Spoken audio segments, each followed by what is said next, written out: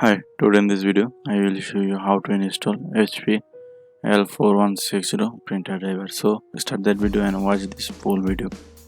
First open the Google Chrome and charge this printer number and